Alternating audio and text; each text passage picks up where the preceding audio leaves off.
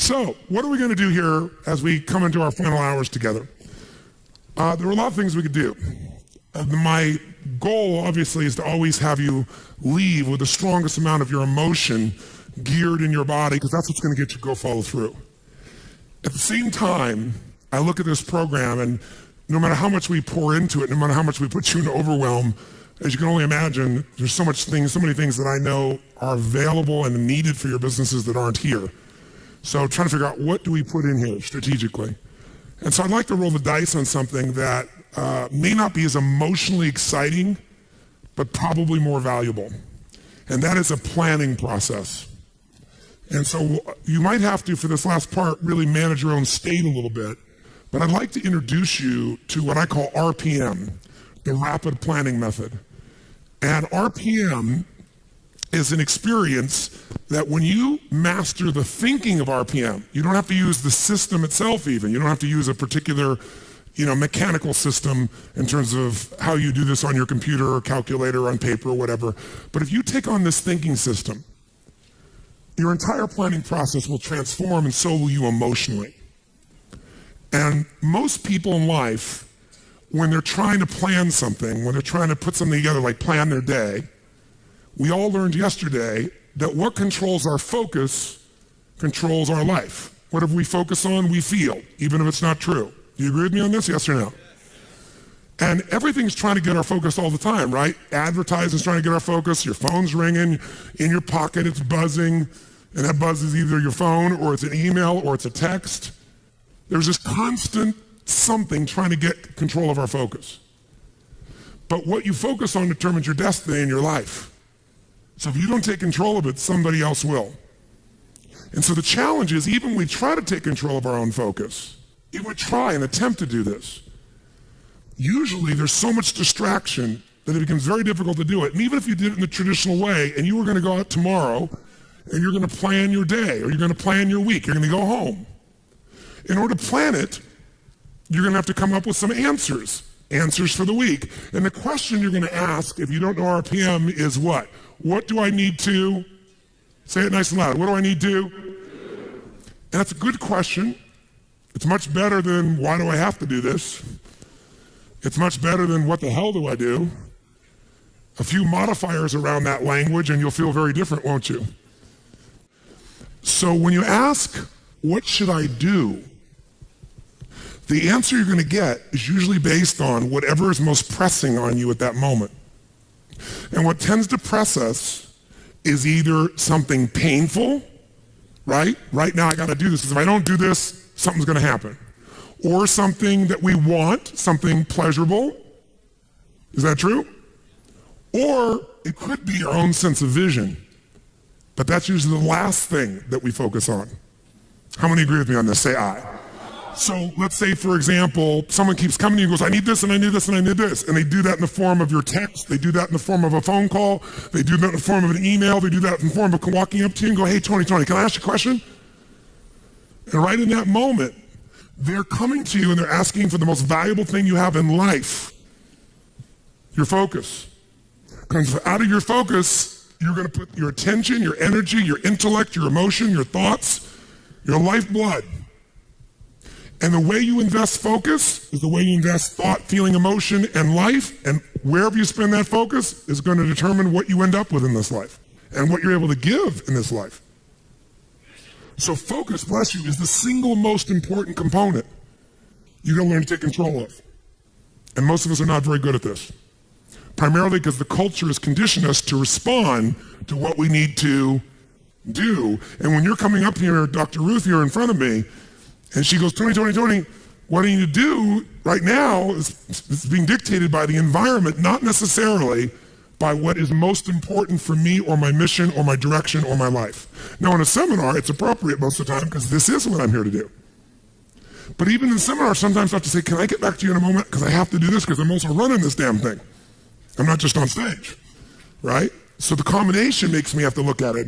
And there's an army of people back here running it, and I got to help them, or they got to help me, and a lot of moving parts. So sometimes I got to stop and not let you take my focus, even though I'd like to give it to you. But if I were to ask, what do I need to do?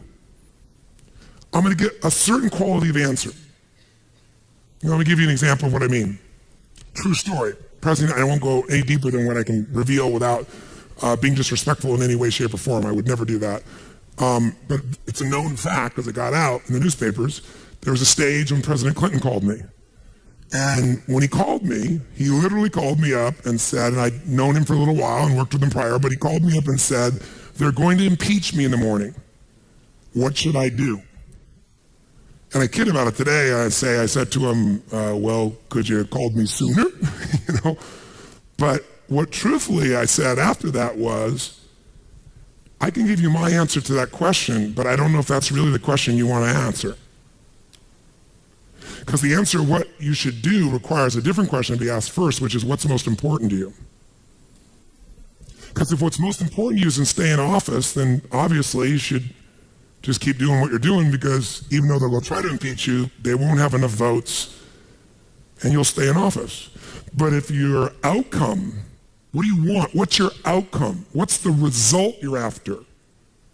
That changes what you do. If your outcome is to regain respect from mothers, fathers, what they can say to their children about the President of the United States, then based on that, you might have to do something different.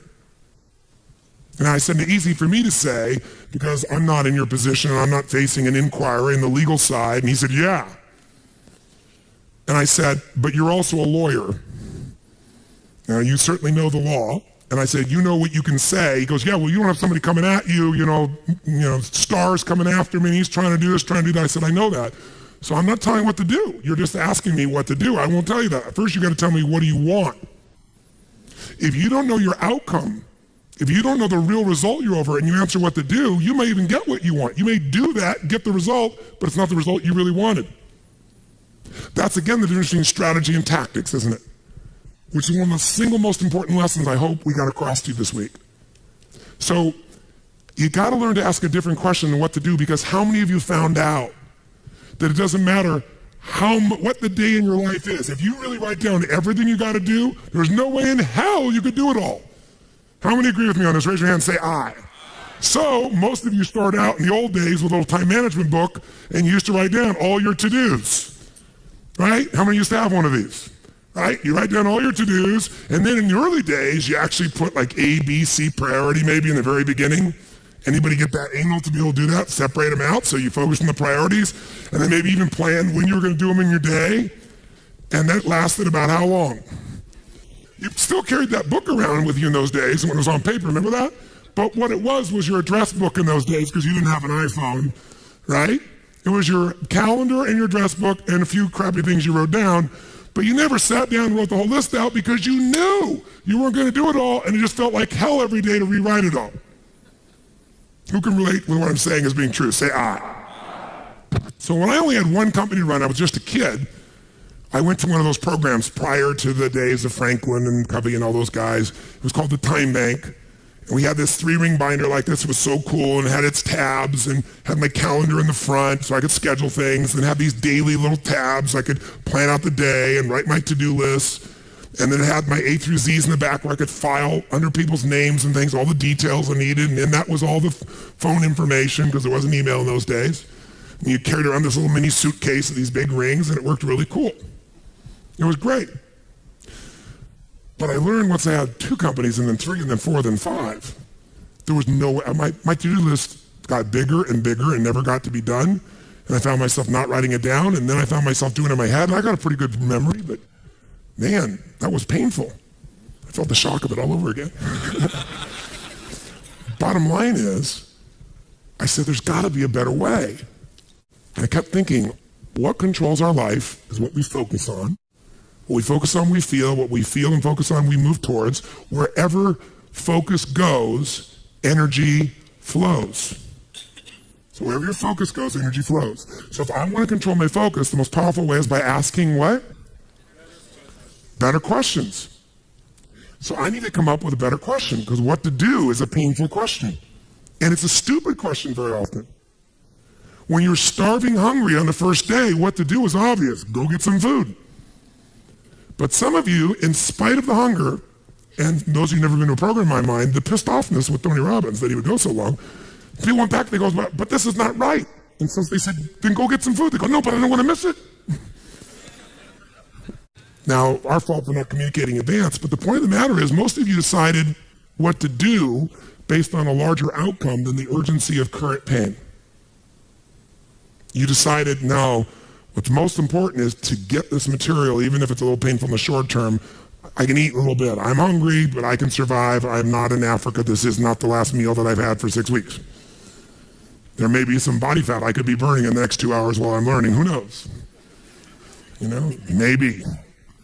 Maybe I'm not really dying. Maybe that's just the language I use, and the language I use is producing my emotion. People say they're starving. Really? Look in the mirror. Are you starving? No, I didn't say that to anybody because no one came up and said anything to me about it. That Tony. Oh, Tony, will you take a picture with me? Yes, of course. Right?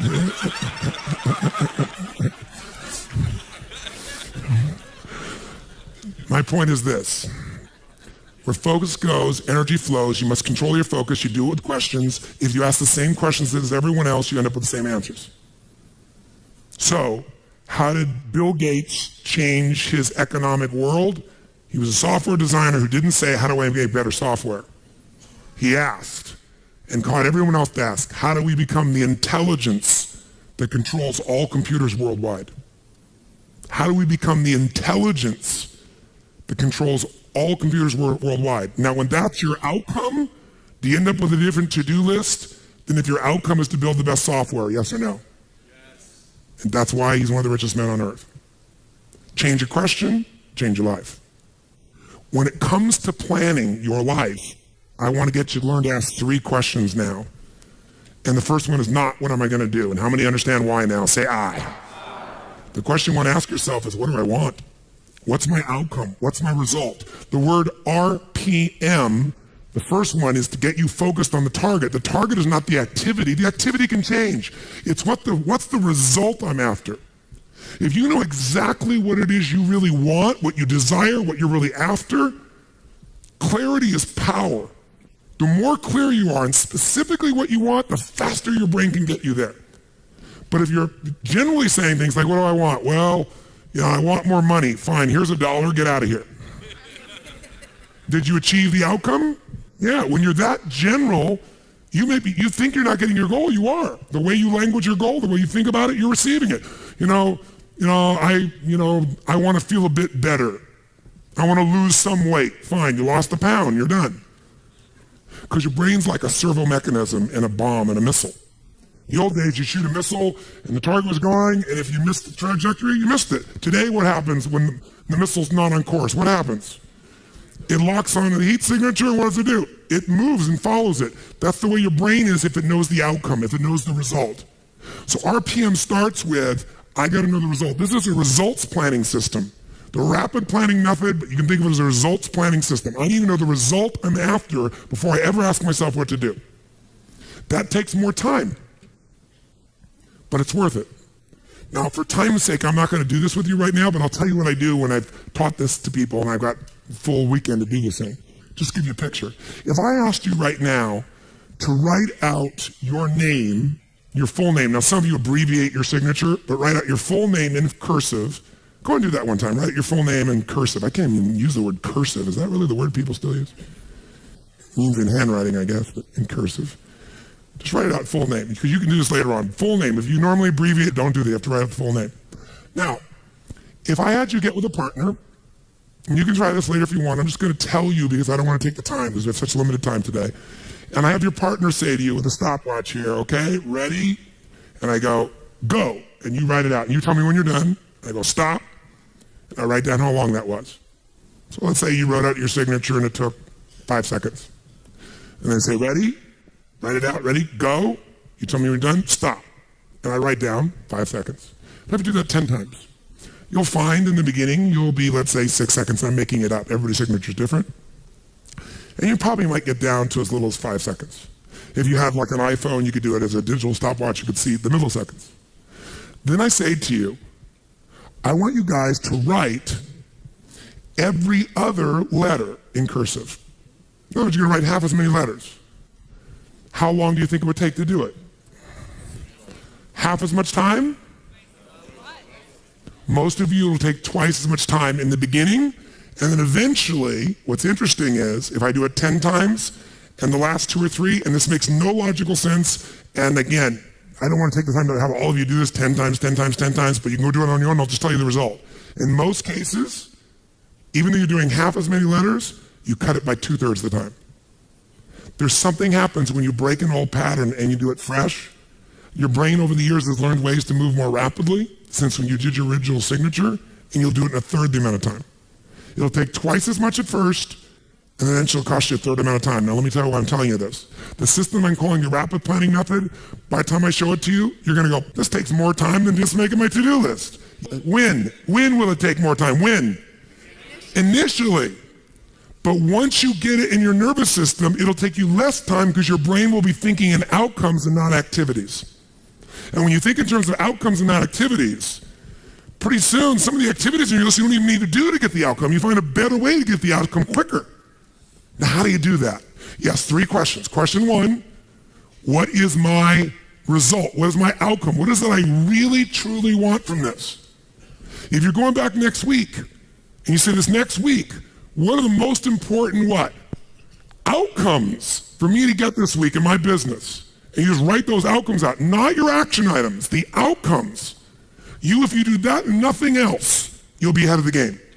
And if you just keep looking at those outcomes every day, how am I doing on that outcome? Your brain will come up with ways to get to that outcome. I promise you. Focus on outcomes, not on activities.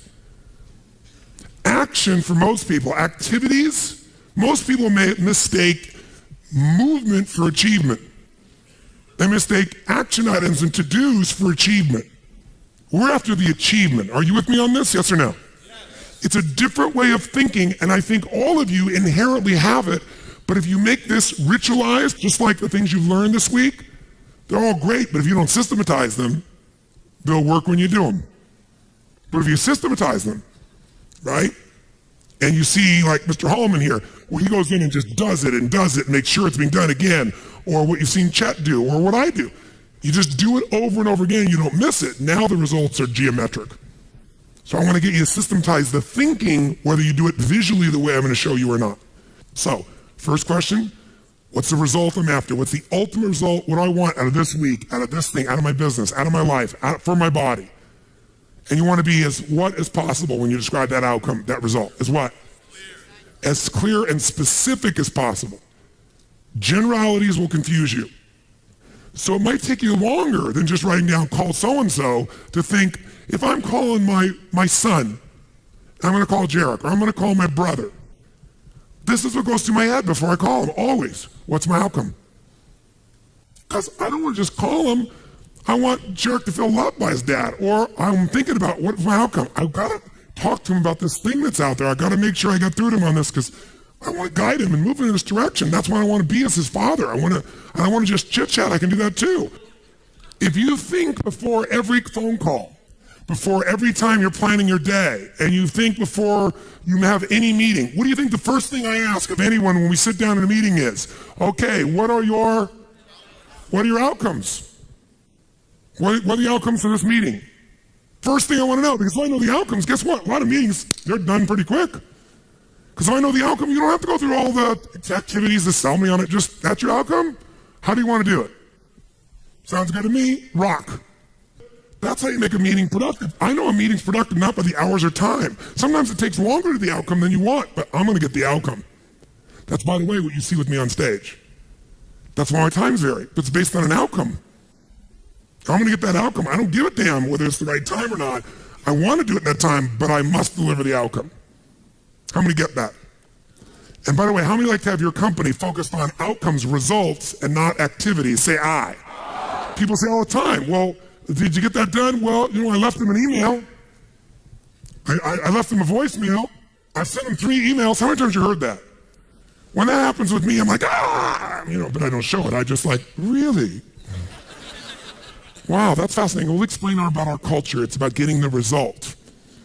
So I can help you if you can't figure another way to do it, but there may be 12 other things we might want to do. Maybe they don't have the answer. Maybe somebody else can give us the answer. The outcome was to get this information, not to leave an email or 12 or 3 voicemails. That will not do any of us any good. How many follow? Now, whether you get the outcome or not, whether you get that result, will be based first, do you have clarity? And the second thing is, whether you got enough emotional juice to keep going after it when things don't work out. So the second part of RPM is the purpose. RPM, by the way, how many knows what it means when you increase the RPMs in a car? Anybody here? What does that do? It builds up what? Power, speed. Higher RPMs, you can explode through something, right? You can make something happen. So think of this metaphorically also, this rapid planning method, this result planning method. So it's rapid planning, it's a result planning. You want a results-focused, purpose-driven, massive action culture. That's what RPM stands for. It's how you build up power and you break through. But whether or not you get that result will be, are you clear and specific? But also, do you have enough juice when it doesn't work out? How many of you are going after an outcome in your day or in your week, and for whatever reason, you're not able to get it? The person doesn't respond, they're not there, the thing's not there, something interferes, somebody interrupts you. Who's had their plans interrupted? Raise your hand and say, I. So whether you keep doing it or not is, do you have enough emotional juice? See, guys, you all know out of this week, you got more than enough to take your business to a whole nother level. You got more ways. You can go home and be artists now. And some of it, went by so fast, but many of you have the program. You'll watch it enough times, you'll be there. Somebody's going to invite us in. We're going to be there and make sure you do it. So it's going to happen. But the art of it being followed through or not is going to come to you have the emotion to follow through, and that needs to be a part of your thinking also. So the next question I've always asked, besides the outcome, is why? Why is more important than how? Why are we doing this? What's the purpose? Purpose is more powerful than object. Purpose is more powerful than object. You say, I want $1 million. That's a great objective. I want $1 billion. Great objective. I want to feed 3,000 children in my community. That's a beautiful objective. It's even more specific. But even that objective, you might get excited about, so you realize what it takes to feed 3,000 kids. Right? And the politics involved, and all the people that don't follow through. And then you have this good intention, and somebody else is pissed off because one of the kids didn't get fed. Right? And you did everything you know how to do. What's going to make you keep going? Purpose. Why do you want to feed those 3,000 kids? Why do you want to make that $1 million, that $1 billion? Why are you going to take your business to the next level? Why is the most important thing to know? Because that's where all the emotional juice and fuel is to actually get you to go through when the challenges show up. Every person you see who's on fire and is successful knows the why. You know what the problem is? You might know the why in the beginning. You wrote a mission statement and stuff like that. You got to know why you're doing this right now. This right now. That's what's going to engage you and activate the why. You might have a why, but it's not active. How many follow the difference what I'm talking about here? Say I. Otherwise, that little law of familiarity shows up.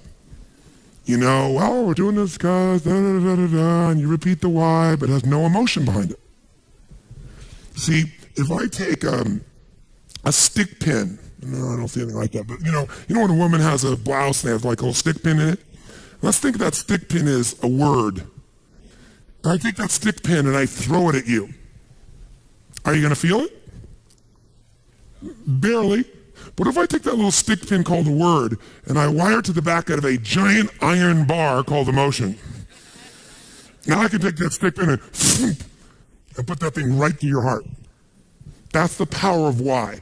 RPM. R is the result, the outcome. What you're after, P is the purpose. It's the why. 80% of success is why. 20% is how. Get a big enough why, people will figure out how to do it. Yes. How many agree with me on this? Say I.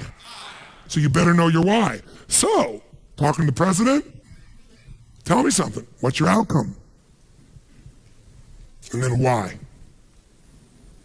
And then once we know the why, we know what you're after and why, then the question is, how do we do it?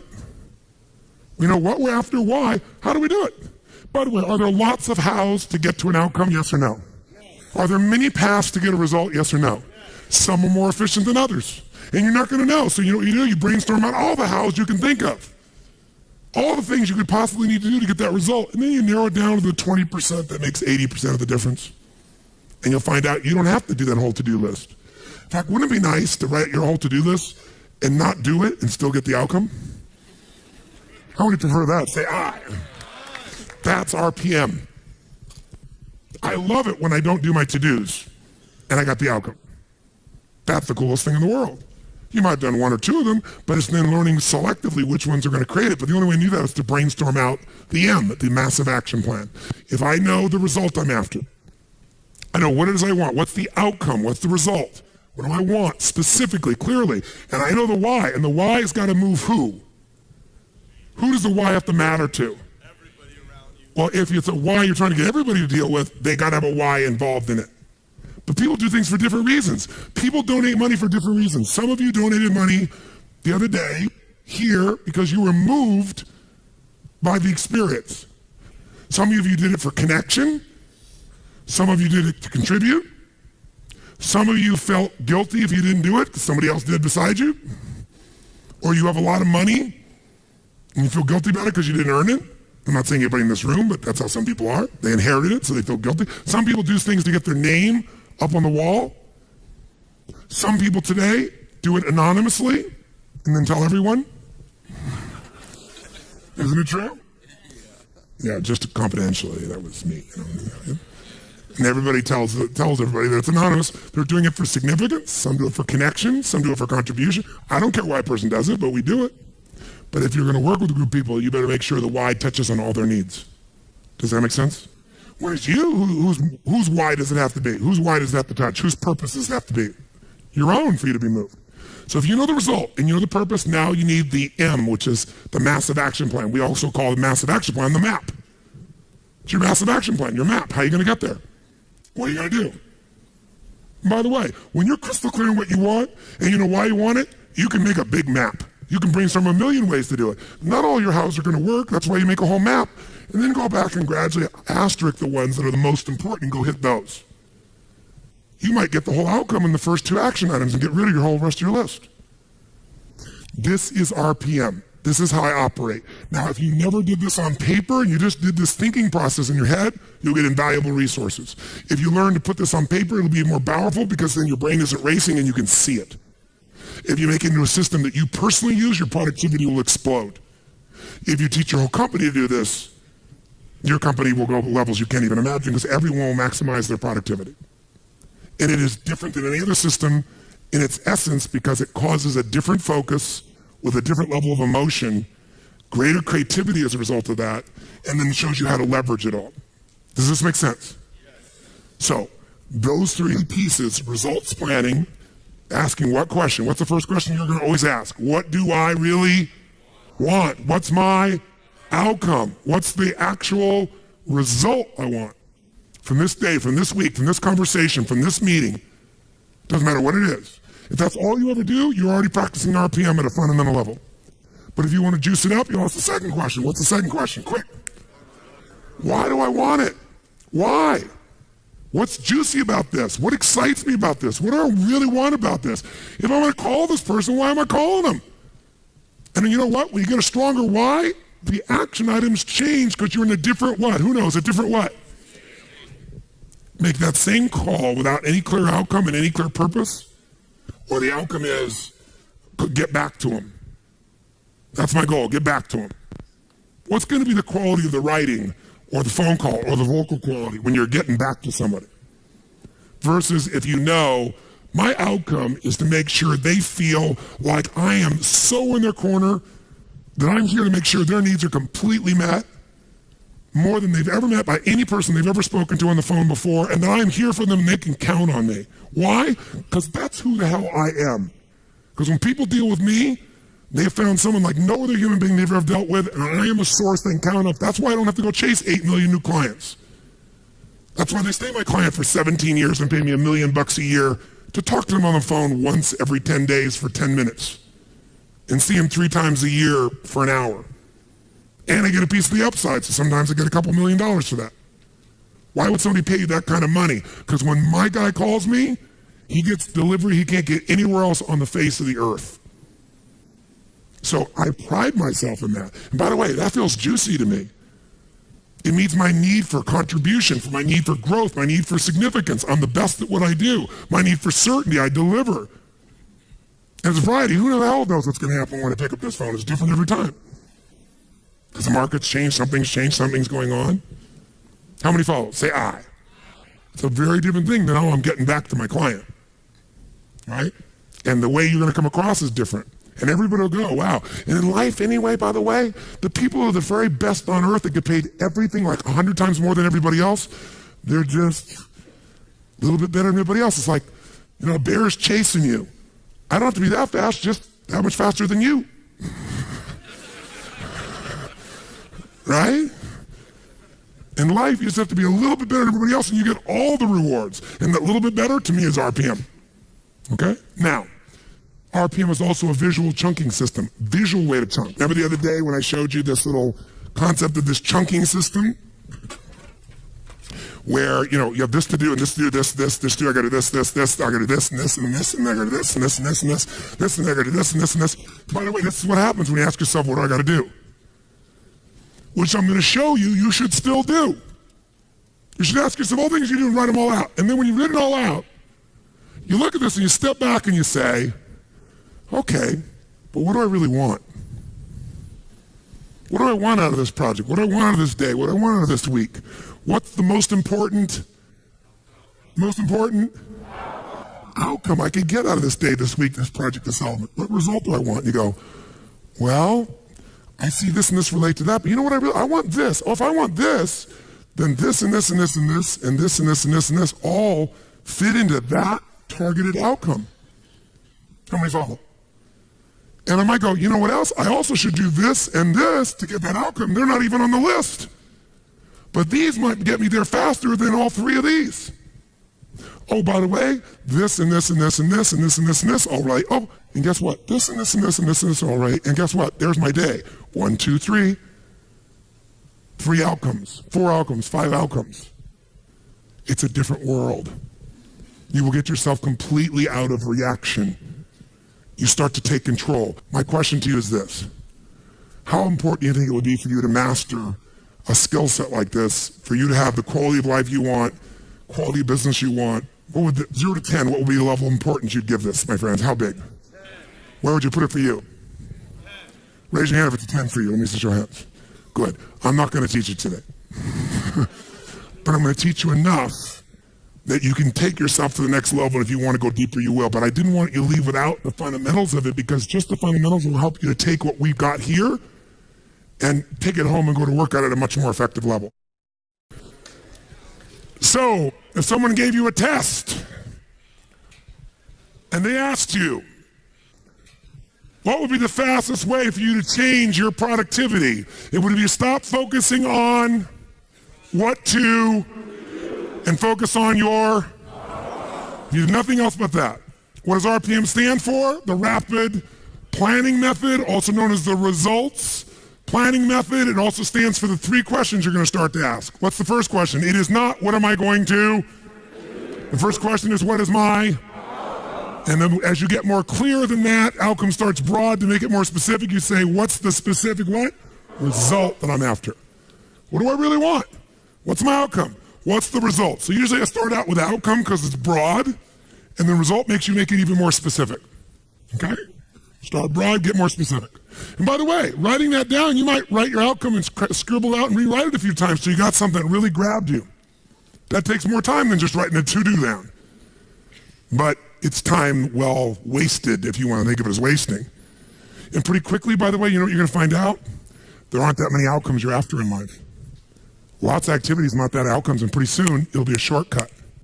Just like rewriting your handwriting, you won't just cut the time in half, it'll cut it by 2/3 because you'll know right where to go. That's what starts to happen. You start developing what I call pathways of power. Well, you know, this is what I do, this is how I do it, this is how I get to that result. And most people have no clue how they get there. The second P stands for, the second question I ask myself is what? What's my purpose? Why am I doing this? And there are different emotions for each of us that drive us most. Some words will completely change your state. When you have that right word, for me it's impact, for example, or love, or contribution, or making a difference, or have fun. A couple things like that change the game for me overnight versus I have to. How many hate having to do things? Say I. You don't ever have to do anything if you get clear about your real purpose. And then the M stands for my massive action plan, also known as my map, which is what you would call a to-do list. But it's the to-do list to get this outcome through the state of this purpose. Make sense? RPM. If you do nothing else but learn to ask those questions, use them as an organizational tool, and you leave today with that alone, your life will change. Because you're going to change the sorting device of your own focus. That's the power of it. Now, you might wake up in the morning, if all you do is you don't do RPM, all you do is on. Here's on. Outcomes and necessities. You know your outcome and what's necessary to get it done? That's a shortcut. It's not as emotionally rich, though, by the way, when you leave out the purpose. You get the idea? It takes longer to think through and write out the purpose, but there's a different state you're in, as you just said, ma'am, when you're connected to the why. In fact, it'll change your to-do list. It'll change your map. It'll change what's necessary. That's why it takes a little more time to do initially, but after a while it won't. It'll just be in you. What's my outcome? What's my outcome? Okay, let's get crystal clear on the outcome. Okay, now that I got that, now, why? And you'll get good at the why. A couple key words. You'll start to know the words that always fire you up. And we're going to look at that in a moment, by the way. Because words change emotion. And change the emotion, you change what people actually do. Not what they write down they're going to do, what they actually do. You change the quality of how they do it. Because it changes their state. Make sense? So if you're going to master RPM, and you're not going to do that today, but if you want to, let me just kind of give you the overview. There's 7 principles of power. Just capture them if you want. First one we're going to come back to right now, but I'll start with it at the top. Believe it or not, above anything else is the power of language. Why is language so important in managing your life, your emotions, your results? Because we don't experience life. We experience the way we repackage life the minute we label it. See, if you have an experience and in your body, your nervous system is feeling this sense of discomfort, then think of it this way. There's these uncomfortable feelings coming through you. Think of it like a funnel. And all this noise, environmental stimulus is coming through you. And then you have certain words you use very often, 2 or 3 that you use. Kind of like you're taking all this juice in and you're going to have these cookie cutters. And the words you use most often are pissed off, frustrated, and annoyed. You're going to get a very different experience than if the person has the habit of being enraged, right, crazy, want to kill someone. Or someone else who goes, you know, that peeves me. They take that same stuff and goes, peeves me. Someone else goes, I want to kill someone. It has nothing to do with the actual experience. It's the words. I'll give you an example. Anybody here know who Ken Blanchard is? Wrote the 1 Minute Manager. So Ken's a dear friend of mine. I've known Ken for, 30 years. And if you haven't ever heard Ken speak, he's the real thing. He's such a sweet soul. And he takes complex things and makes them really simple. Ken is one of those universally happy guys. And one of the reasons he's happy is his language patterns. See, we all have habitual language patterns. We filter the word and we put the label of what it is on it. And the minute you label an experience, the experience becomes that in your body. So some people will say, well, if I said to you, you're mistaken about that, John. How do you feel if somebody says you're mistaken? What if I say, John, you're wrong? Who feels a little different now? What if I say, John, you're lying? Who here will get into real intense experience if somebody says you're lying, right? Because your integrity's there. Now, all you have to change one word and we can change your biochemistry, right? Well, we use words all the time with our experience just because it's the habit of what we use most often. My mother's passed away, bless her soul, but when she was alive, I told this story. She used to always be humiliated by everything. She'd call my house back the days before email, and I was, traveling like crazy, and there was a answering machine, the old style answering machine, and she'd leave a message. I'm humiliated that I have to leave a message for my son. What is he, President of the United States or something? And in the beginning I get hooked, but then I noticed my mom was humiliated by everything. She's humiliated by the drugstore clerk. Because anytime she was uncomfortable, she called it humiliated. But one day I explained to her what humiliated was, and we had this interesting conversation. And I got to see there were many other choices besides humiliated. You could be pissed off, frustrated, ignored, loved. But we get in the habits of attaching things. So Ken Blanchard, the reason I bring him up, Ken and I are good friends, and we were talking one time about how words affect people. And he goes, Tony, he said, I have this attitude of life. The worst, the worst a day could be is a great day for me. He said, if you're going to go golf or you're going to go fish, you can't get back from golfing pissed off, because the worst a day of golfing is going to be is a great day. And that's the label he has for everything. Great. So he went on with a group of people I know. Some of them are from the entertainment business, and some are some, very mucky bigwigs, and they're used to having things their way. And they went to Africa, and they went on a safari, and Ken went with them. And I'd been on the safari before, and it's a pretty intense safari and a beautiful safari. And the people running it know their stuff, first-class organization. But one particular person we'll leave unnamed, who's a very famous Hollywood producer, decides that he wants to take control of the show from the guy who runs it, who lives in Africa, and he knows what he's doing. And so he says, look, I want these roofs off. I don't want them just to open up. I want them off. I want to be able to shoot the whole time. And he said, look, sir, he said, right now everything's fine, but if the truck were to break down, you want that roof on. You don't want to leave off the roof. The guy was so abusive, the man finally bent. So sure enough, Ken, all these guys are out there, they're taking pictures, and they're out in the middle of this crater, Ngorongoro crater. If you've ever been there, it's an unbelievable place. It's like every kind of animal you could imagine is there. And sure enough, as they start going later, the guy goes, let's stay a little longer. And he's very influential, and he pushes the guide, and they stay out longer than they would. Now they got to rush back before darkness, and they don't have the roof on, and you guessed it, the truck breaks down. They're in the middle of nowhere. No one's answering the radio. Lions and tigers and bears, oh my. Everything's going to creep in. And one guy's going, oh my God, we're going to die. Oh, it's your fault. He's screaming at the other guy, and the other guy's screaming at him. And I got the play-by-play from two other people that were there besides Ken. But they told me that in the midst of all these people freaking out, angry, and people scared and everything else, because you could actually see the animals coming, and they're taking out their rifles, and it's getting intense. And in the middle of stuff, Ken looks out and says, this is inconvenient. And he wasn't faking. That's the word he used for this experience. It's inconvenient. And that's the word he uses all the time for things other people are stressed out about. And as a result, that's all it is. It's inconvenient to him. And sure enough, guess what? Finally, the radio worked. Within a half hour, a guy came out. They brought some other trucks. They got these guys out of there. They left the truck there. Everybody was fine. But the people are like, oh my God, you killed us. Other people, we're going to die, we're going to die, we're going to die. You son of a bitch. I mean, every language pattern you can imagine. Only one, inconvenience. Much of your life has nothing to do with your life. It's the way you use language habitually. Language is the trigger for meaning, and meaning equals emotion.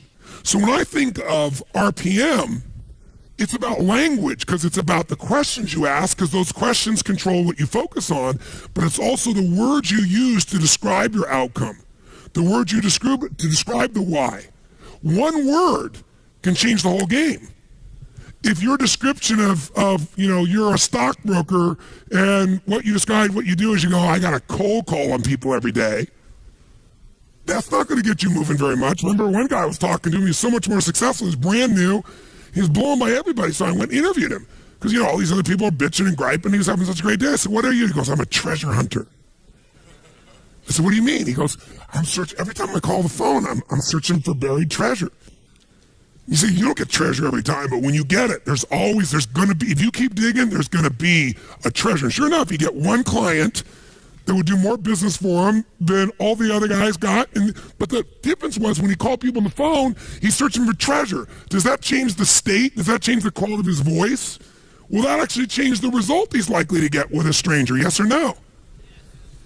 So ladies, you've got a ring that this man's about to give you, he gives you, and somebody else sees it and they say, well, that's kind of nice. Versus that's magnificence.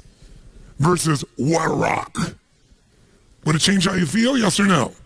A little or completely? I say to you, you come to me and say, Tony, I'm single, you meet thousands of people, I'm your friend, help me out. Set me up, man. And so I say to you, okay, I know this really nice girl, this really nice guy. You got a state about it, don't you? What if I say, I know this woman, I know this man, I know this woman who is delicious. I didn't even say anything that makes any sense, but how many are in a different state already, right? It's like if I said during the break, we're going to have some really nutritious snacks. Yay. Even people that are health-oriented are like, yay. But when I say it's delicious, does it change completely how you feel about it? Yes or no? You have to know every moment of your life. This is not about planning. It's about creating. Think about planning as creating. Whenever I think about planning, I'm creating something. And you create things with both your vision and your language, and then your action. But your vision and your language will shape how you feel, which will shape what you do or don't do. So this is the part that takes more time in the beginning, takes longer, but it's so much faster because once you know the patterns of what move you, you just use that and boom, it's like knowing the light switch to turn yourself on and rock and roll. And anybody who's the best in the world at what they do, they know how to turn themselves on every time. They know their triggers. That's what RPM's really about too. So this is not some frickin' time management program. Like, because every system, I don't care, and obviously Covey is a dear friend of mine, senior and junior, right? This is not Franklin Covey. This is not a little planning system. This is not pulling out your BlackBerry. This is not using things or whatever tool you use. This is a system of thinking and feeling and producing massive results that you want to take to whatever system you go to, and ideally maybe have a system that is set up this way. But even if you don't, you can do it with just the thinking process. So I want you to start with this first principle of power, this principle of language, which you might think of as the principle of passion. That's really what it is. The power of language is it produces passion. And by the way, passion is the genesis of genius. It's a great quote by a brilliant man, Tony Robbins. No, I thought that sometime. I thought that's really true. I wrote it down. It's like passion is the genesis. You see some genius in anybody, it's because they're passionate. That's where genius flows. And passion is because it's about something more than yourself. It's about something larger. Now, let's do this for a moment. Let's have you write now, anywhere you want in your notes. I'm going to give you 1 minute, and I want you to write as fast as you can words that would increase your emotional intensity. Like for me, I'll give you some of mine. Mine are passion, mine are love, mine are make a difference, mine is transform, have an impact, right? Have fun. There's certain key words. There are roles in my life. You know, father of the clan, you know, mentor, leader, friend. Certain mentor, there's certain language patterns. When I think about myself as that person, I do things differently from that place, right? So I want you to write down any words at all for 60 seconds. Just write down real fast, what are some words or phrases that would excite you or juice up your life if they were being used regularly, that'll move you emotionally. Choose words that you're associated to, either in a context like your health or your business or just overall words. Just write words that would move you. If you write a word that doesn't move you so much, cross it out and write a different word that moves you more.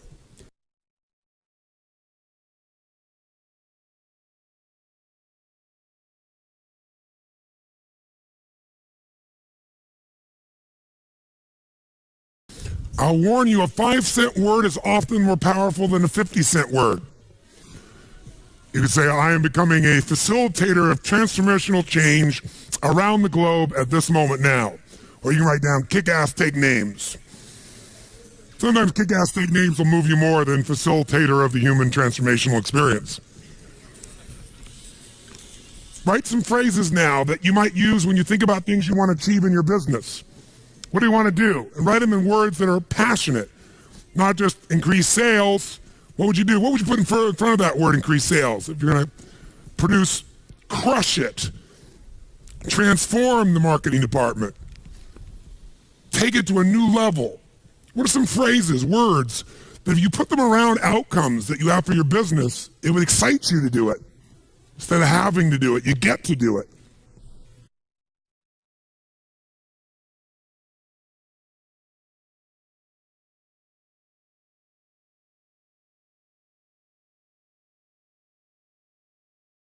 Can you think of an activity that you normally do not like to do?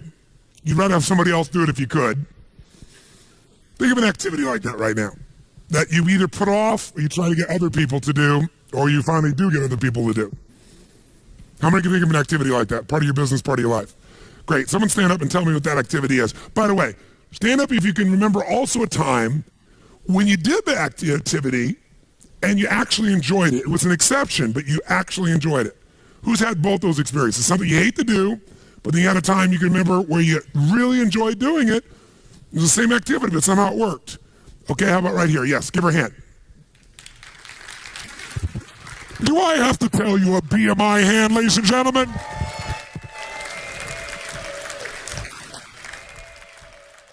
Tell us, what was the activity you normally like to do, you like to push off on others? Paperwork. Paperwork. Yeah. Now, the word paperwork alone, does that, when you guys hear that word, how many of you don't want to do it either? Raise your hand. So just the way she's languaging, by the way, she's not telling you the outcome, she's telling you the activity. Think of it this way. If someone told you the process of having a child and all the processes you have to do to raise that child, and you were focused on what you had to do to raise the child versus the outcome, would you ever, or the purpose, would you ever do it, yes or no? If someone would have told you in advance all you would have to do in your business to make your business successful, and you were focused on all you had to do, the to-dos, versus the outcome of owning and growing your own business, would you ever have gotten into it, yes or no? So she's focused on the to-do, and she's languaged the to-do in a way that is incredibly moving. Okay, so paperwork. And so when you normally think about doing paperwork, how do you language that to yourself? What do you say to yourself? I hate doing it. It bogs me down. It doesn't add to my results, which is making sales. That's right. And notice, it doesn't add to my results, which is making sales. Great. So now, there was a time you actually enjoyed paperwork? Yes. Tell me about that time. When I was younger and I was just starting out in my career, and it gave me a way to process my day and order my thinking. So it gave me these chunks of accomplishments. Ah. And so when you talked about paperwork then, you didn't call it paperwork then, did you? No, I called it probably priorities. Yes. What'd you call it? Priorities? What? Probably priorities. So what would your phrase be back then, do you think? When you're thinking about this, you'd say, I'm going to get to, or I'm going to do, or I'm what? going to prioritize my day. These are my projects. Ah, she called it prioritizing her projects. How many feel better about that than paper frickin' work? Now, if she just changed that language alone, I want you to think about right now. Do you have some paperwork waiting for you at home? Yes, of course. Of course. Yeah. So what is that paperwork really going to accomplish if you get it done? Well, in some ways it moves things forward. I mean, If you don't do it, what's going to happen? things aren't going to get scheduled. They're not going to make deadline. Clients are going to be unhappy. And what will that do to sales? That will drop them eventually. Or it'll make me run around trying to fix things. So is sales important to you? Absolutely. And are making people happy, your clients happy, important to you? Well, yeah, I mean, the sales are important because basically what I'm doing is helping people with their business. So that's... Yes, and how many people fail because they don't do their paperwork, do you think? Well, I mean, if you put it that way, that's not why they fail. I didn't put it that way. I just asked the question. Different question, yeah. How many saw that? Did I say people fail because they don't do their paperwork? No. If I said that, her brain would have said no. I just asked her an honest question. How many small businesses do you think fail because they don't handle their paperwork, i.e., they don't handle the individual transactions and the details of their priorities effectively? How many businesses do you think fail for that reason? How many do you think? I think definitely all of them can fail if they don't do that. And you teach these people what to do so they can succeed? Right. No. Isn't that what you do? Yes. Yeah. But wait a minute. No. When you're talking about paperwork. No, I don't talk about paperwork. I talk about results. Right. And part of the result of a sale is to capture it, deliver it in a form where it can be both followed through on, accounted for, details of. Otherwise, it's part of a chain of value. You can't just get someone to say yes and have them get the final value. Most people like to simplify to just the yes. But the real value is not getting someone to say yes. Salespeople think that way. The real value is delivering each step of value along the way that allows you to continue to get that value back to the customer and clients. If I said to you, what's more important, a molecule or an atom? The atom. Really? Well, the molecule. Okay, which one's more important? The molecule or the cell? The cell or the organ? The organ or the body? Right. It's The body or the community or the ecology or the planet or the solar system or the universe. Which one's more important? To me, it's the little things that make up the big things. I don't know if that's quote unquote the right answer, but it's the little things that make up the big things. So to me, that's more important. Is paperwork a little thing or a big thing? Well, it's a little thing, So that's the most important thing is the little things? but it makes up a big thing, which in the end you could say would be important because it feeds the purpose. It feeds, look at her face, it feeds the purpose. Yeah. Paperwork purpose. Right. Oh my God. So let me ask you a question. It's an epiphany. How important is paperwork? How important is paperwork? It's very. 0 to 10, where would you put it? 10. Yeah. So maybe we need to call it something different than paperwork. What is it really? If you were to name it today, not just what you did in the past, what is it really? It's the steps to getting to the purpose.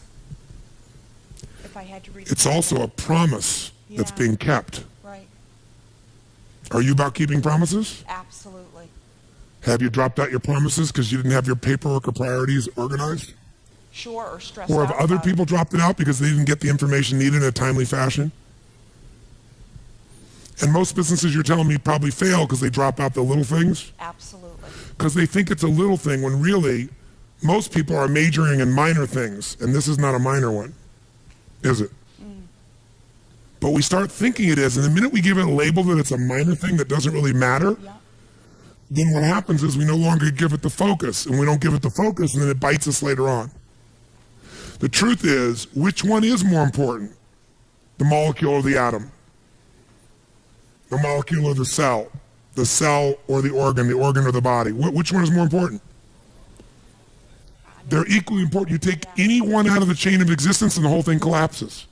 There is no little things and big things. There's just the things. There's the things that matter. Is this one of those? Yes. If you were going to coach your son or daughter or a child or a dear friend in a business, what would you tell them about paperwork? I would tell them that if it's important. Can you hear the change in her voice? How many hear the change in her voice? Is it changed? Is there a power in her voice right now, yes or no? An authority? Go ahead, tell me what you tell them. You tell them what? That paperwork is extremely important to the outcome. It's, part of the passion of the purpose, and that's really all you have in life. And I did have that conversation with my daughter. Give her a hand, ladies and gentlemen. Do you see how important it is, A, to be aware of your language?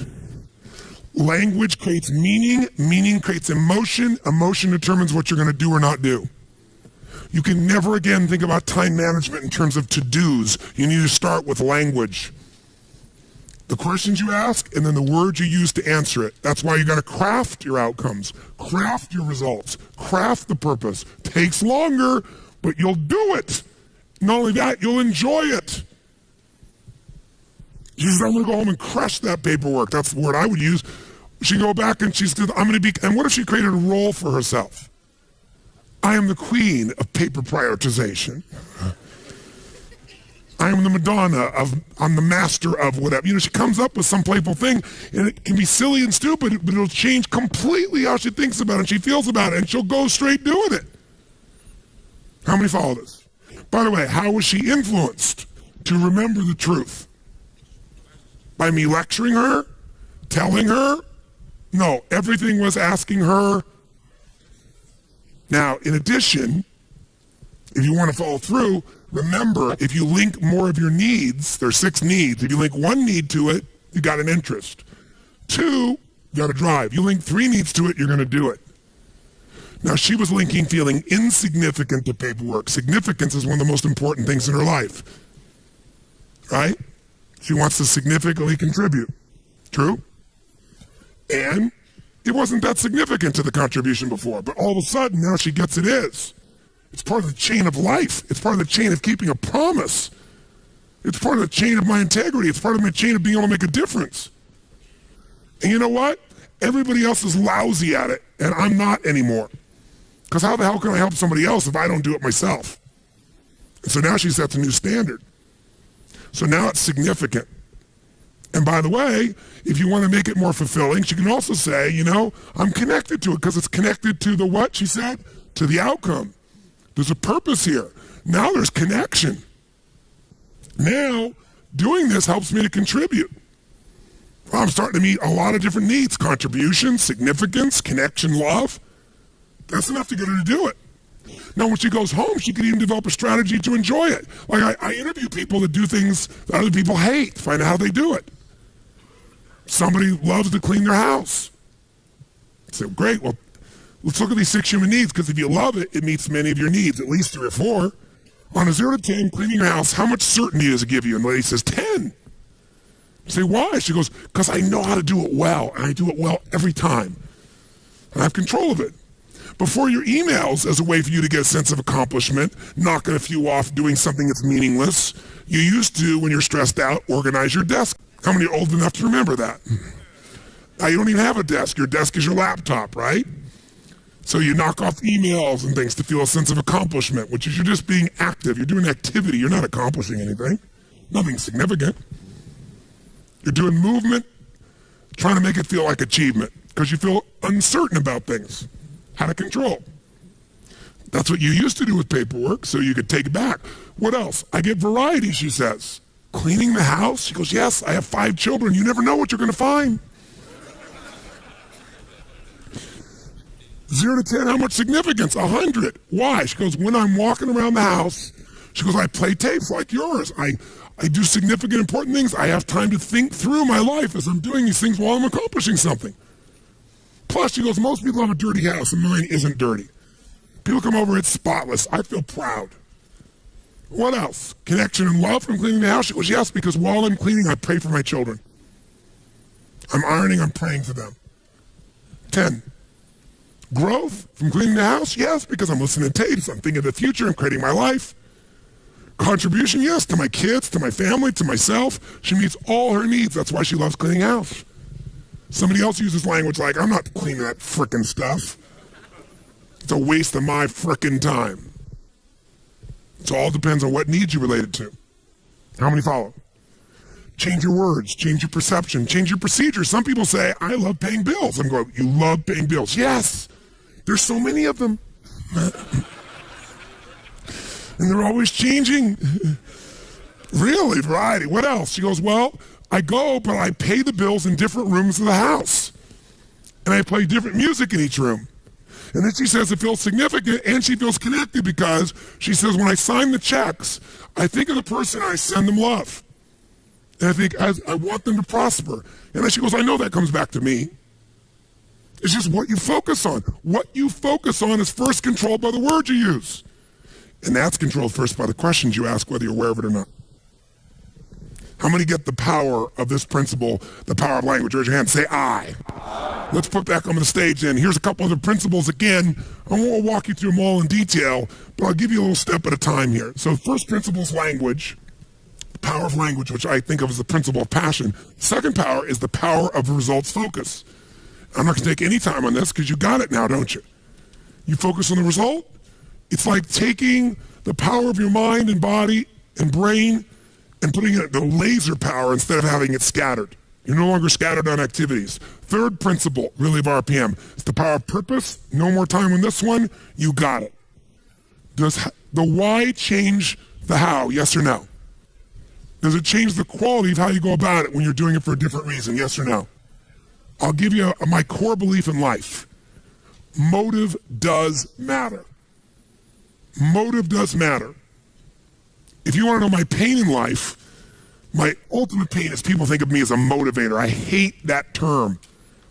Mr. Motivator. You know, people go, I don't need any motivation. I say, well, that's good because that's not what I do. Right? And they'll have a nice big belly. They go, I don't need any motivation. I'll go, that's obvious. You're highly motivated to eat. Right? I'm the why guy. I want to know why you say you want to lose weight, but you keep eating. Because what motivation is your motive for action. I'm very interested in what your motive is. You should understand your motive, your why, your purpose. That's where all the power of life is. And I believe motive does matter. If your motive in your business is just to make money, you can make it because you're focused on it. But I believe life moves to support whatever supports more of life. And I think a reason why Home X or a Zappos grows the way they do is because they have a higher purpose as well. And that higher purpose is to serve something more than themselves. See, if I'm just trying to meet my needs, I'm going to get a certain level of insight. And I looked at my life, throughout my life over the last 30 years and thought, stuff happened at times that anybody who was there would go, that's impossible. No way that could happen. How could he know that? How could you shift that person? How could you change that situation? I've had these moments throughout my life. And I believe insight comes because I wasn't focused on me succeeding or failing. I was completely focused on serving them, and the insight shows up. You try and take care of your family, you're going to get a different level of insight than just yourself. Trying to take care of your company, even bigger insight. Trying to take care of your community, trying to take care of the world, humanity, without being ego, not saying it. If that's really your intention affects the quality of what you're exposed to, of the insight, of what comes through you. Motive does matter. And we can always shift our motive. And there's nothing wrong with wanting to meet your needs and others. The game changes. And by the way, if you do this in your planning, i.e. creating, the game changes. Okay? You make it a ritual. RPM is a ritual of questions. You got to get it in your body as a sequence. When you get it in your body as a sequence and you lock it in and you condition it, it'll just happen. It'll happen like, what do I need to do, used to happen inside of you. Next principle, number 4, it's the power of mapping. That means that once I know the result I'm after, once I know why I'm doing it, I got the right language, I need to come up with a map. You know what's interesting about a map? It doesn't always work. How many of you ever used before, in the old days, before they had Google Maps, there was a company called MapQuest? Whoever made the fatal mistake of using this crappy product? And what happened if you use MapQuest? What usually happened? You ended up getting a place worse than if you would have guessed. Because their map had nothing to do with the reality of the territory. Well, the more you do something, the more you're able to come up. The first time you do a map, you might be a little off. But if you do a map again and again and again, pretty soon you start learning the pathways to get to a result quicker, don't you? When you start making these maps, these action items, you're going to start to find certain ones get you further than others. And pretty soon, what took a long time, you're going to know the shortcuts. Oh, I know how to get from here to there quicker. I know the map. That's what used to be your to-do list. Now it's going to be a map to an outcome that's being fueled by your purpose. Okay? And then very quickly, as a principle, number 5, the power of chunking. So you've been in this seminar this week, and you got all this information. And I've attempted to get you to at least capture it in one place in the form of principles and actions. That alone chunks it a bit. That means you could turn that part of your book, kind of review the principles, right? You know, you can read the whole book, look at the principles, and you can look at your action item and say, okay, what does this relate to? You could just make it a to-do list of all these things you're going to do and figure out when you're going to do them. Or you could take all those to-dos. You could say, okay, these all relate to marketing. These are all the actions related to the outcome of making sales better. These are all the outcomes made towards culture and improving my culture. And you could take this random list of to-dos and maybe fit them in 6 drawers, 6 categories. See, years ago, I started chunking. I started to realize I could get out of stress very quickly if I just learned to chunk things. I'd not only get out of stress, but now when I thought of my day and I got interrupted, instead of going, oh my God, I got 57 individual things to do, there's only 3 things I'm after today. I get refocused on my outcome. How many follow this? Say I. You can do this with your project. You can do this with your week. You can do this with your company. So after a while, I came up with this idea. What if you could imagine your own home, the home you live in right now. What if we could take everything out of your house and you weren't there? And we dumped it all into just boxes. And the boxes got all collapsed into each other. and you were going to move and you weren't around, and then people just took all your stuff and just dumped it in the living room of your new house.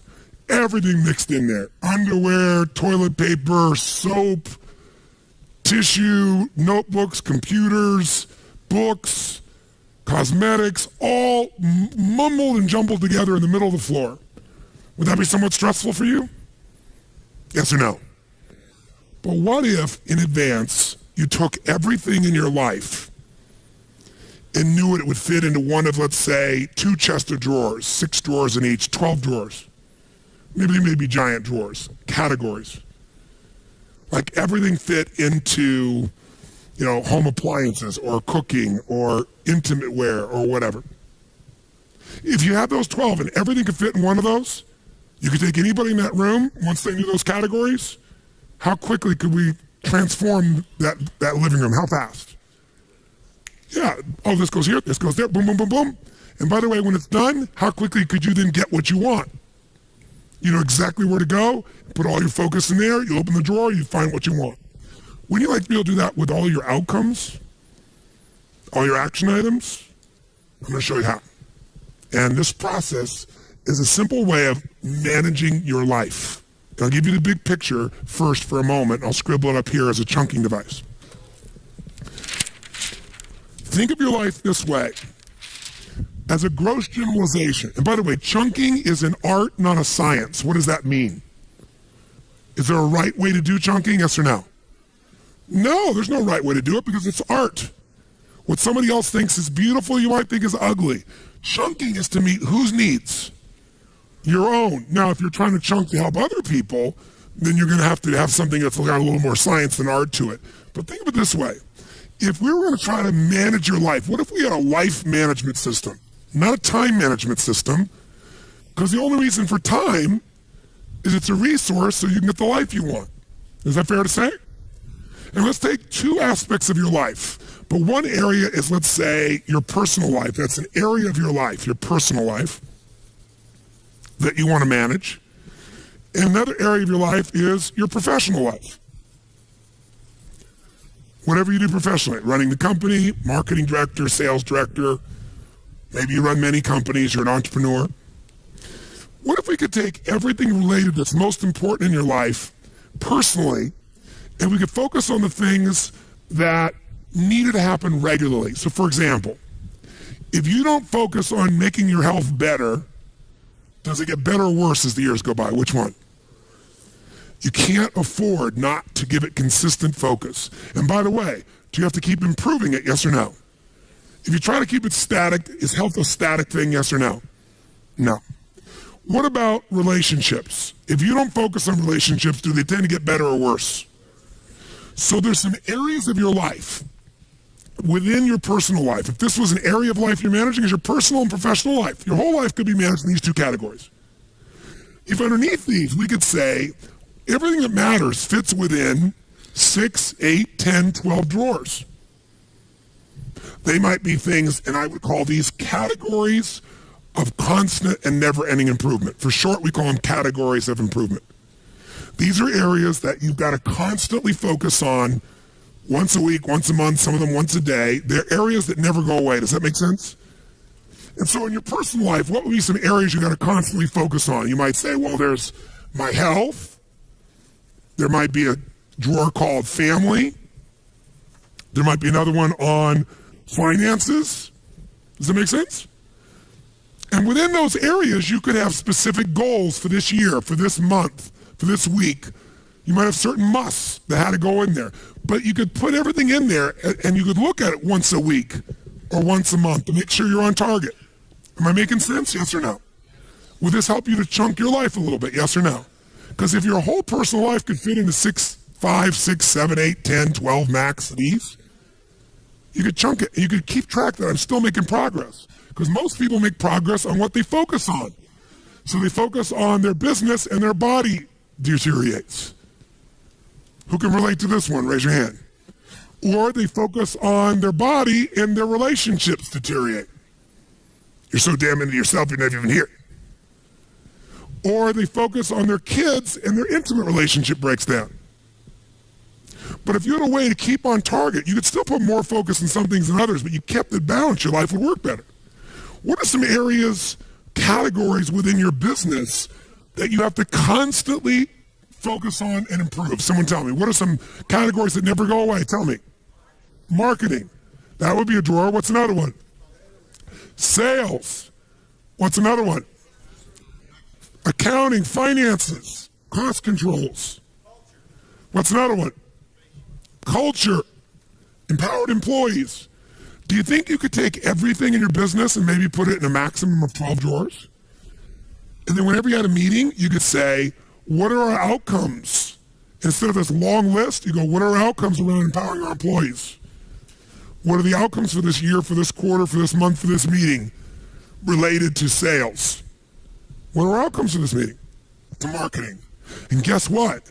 Then you don't have this situation where you're doing great one part of the business, the other part bites you. See, if she doesn't do the paperwork, i.e. the finances, the production, whatever, and she focuses only on sales, we can guarantee her failure. It's only a matter of time. And it's not because she doesn't care, it's because she doesn't have a system of chunking her life. She gets overwhelmed because she thinks of sales as all these things. More likely, she makes paperwork all these things. I talk to people all the time. Somebody who doesn't work out regularly, doesn't exercise regularly, I'll say, how important do you think working out? Oh, yeah. And you'll finally get them where they say, I'm going to work out. But I'll say, why haven't you worked out up until now? I know you're committed now, but up until now, I want, not excuses, I'm not making you wrong. Just tell me, when you think about working out, tell me how you think about it. And listen, this is what they'll say to me. Well, God, it's so much work. Really? Well, tell me what do you got to do to work out? So, well, me right now, I don't even have any running shoes. I don't have any gear. I don't have any clothes.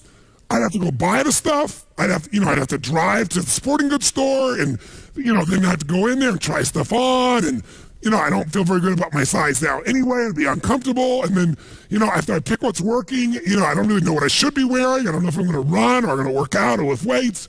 So I don't know what to buy, but let's assume I got all that stuff. Well, then what? Well, then, I got to go to the front and sit there at that damn counter and wait, and then write the check and then get in my car and, well, what else do I have to do? Then I have to find a place to work out.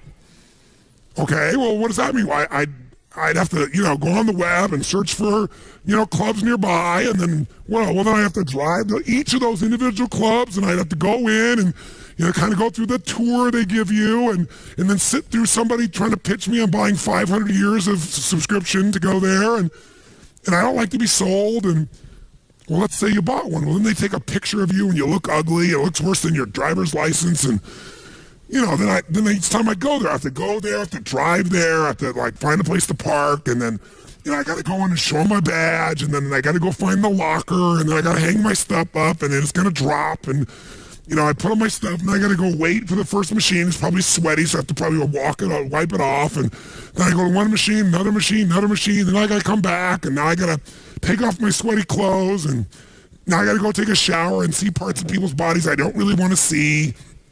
And then, after all that, then I got to dry my hair again, put on my makeup, put on my clothes that are probably wrinkled, put in the smelly bag, and then I got to go show them the thing so they can stamp my thing so I don't have to pay for the parking. And then I got to find my car, and I got to get my car, and then I got to drive off. Want to eat? Sure. What does eating take? Well, you just do it. Let's just drive there and eat. Eating is 2 steps in their mind. Working out is 429. The way you chunk things is what makes you like them or dislike them.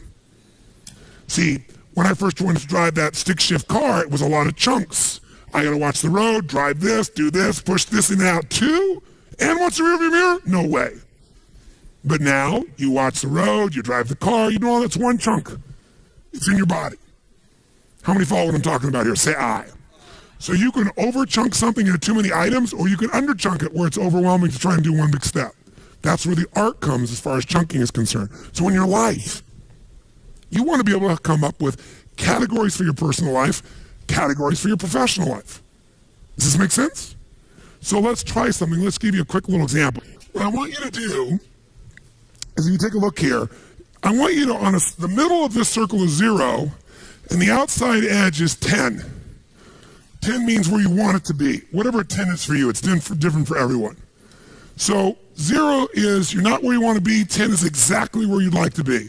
So if you look on the screen, What I'm going to ask you to do is, let's say, for example, the physical area of your life. And I want you to go. Now, notice this person went up about 70% of the way. They're a 7 out of the 10. Their idea of a 10, of what they like to be physically, they're not. They're not a 0. They're about 7, and they draw a straight line across. Then we look at emotion and meaning. And we say, where do you live emotionally? How much joy, excitement, happiness, passion, aliveness compared to what you want? How much meaning? And this person went 0 to 10, they went, I'm about a 3. I'm about 30% there, or 2.5%, 25% there. Where are you compared to you are where you want to be? It's not somebody else's judgment. In your relationship, 0 to 100% of where you want to be would be 10. By the way, if you don't have a relationship, it would be 0. Just in case you need coaching on this. Okay? And then if we go time, where are you in the mastery of your time? Where time serves you versus you serve time. And this person says, I'm about 7 out of 10 that. How about your career? How's that going 0 to 10? This person says, I'm an 8 on that. Draw a straight line across. Where are your finances? I'm doing damn good there. I'm at a 9 on my finances. And then where are you in your sense of celebration of life? Life is a celebration. You feel a great sense of contribution. They said, no, I'm pretty stressed. I'd have to say, honestly, I'm at about a 3 there or 2 there. Do yours real fast. Just draw a straight line across where you are. Center is 0, out is 10. 0 is not at all. 10 is exactly where you want to be. Real fast. You got 30 seconds.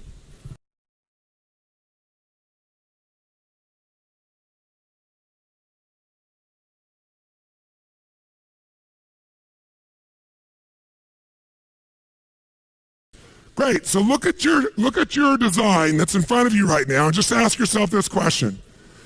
If this was the wheel on the car called your life, how would your car run? Better yet, what if you're going to drive that car 150 miles an hour? What could you guarantee is going to happen, my friends? What's going to happen? You're going to crash. How many are going to have a lot of stress when you start trying to drive this thing fast? Say I. Guess what owning your own business is? Driving 150 miles an hour, isn't it? So what used to be okay when you work for somebody else, it's kind of bumpy and stressful, when all the responsibility ultimately is yours, and it's out of balance, it's pure pain. How many can relate to this in some way? Say I. Things get this way because most people ask the question, what do I need to what? Do. They don't have a set of categories that once a week they look and go, okay, what's my most important outcome for my body this week? What's my most important outcome for my relationships? Yes, in the middle of everything else, I'm going to put those rocks in first. Somebody gave you that metaphor, right? I'm not going to pour all the water in. First, I'll put the rocks in. Here are the most important outcomes for it. Anything else shows up for each of those areas, because otherwise, the time's going to be gone. How many follow what I'm talking about here? Say I. So that's why we do a once-a-week planning session where we look at our categories, both professional or business and personal. Make sense? Now, the way we do that is with language also that's compelling. Here's some examples of how some people have chunked their life. These are their categories of constant never-ending improvements. For Suzanne Williamson, it's family, business, friends, community, physical well-being, finance, emotional, and spiritual.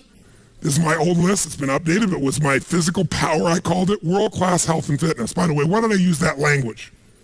I could have just said body. It juices me up. Physical power, because I want the power to get up and rock, to take the room, to make it happen, to shift things for my wife, for myself, for my family, right? Second, emotional juice. Why did I call it that instead of just emotion? Because emotion doesn't, but emotional juice. I want an emotionally juicy life. Outstanding family life, extraordinary friendships, absolute financial freedom, Renaissance man, the Kanai of AJR, the constant ever improvement of myself, the creator of the good life for my family, extraordinary communicator, leader, contributor, force for good, and spirit and soul force for God. Those are my spiritual outcomes. Gene Carter has emotional fitness, family, heart, and soul, physical prowess, forever friendships, home sweet home, gracious giver, health wizard, spiritual soul. Here's what I want you to do. Write your categories right now. Just a first run. Do not be perfect. If you had to take your personal life and chunk it into 5, 6, 7, 8, 9, 10, probably 12 most categories that everything in your life fits in, that you look at on a regular basis, write them down, but then put the words in front of them, rewrite them so they're compelling. I'm going to give you literally 8 minutes to write as fast as you can. Come up with the categories for your personal life. Go.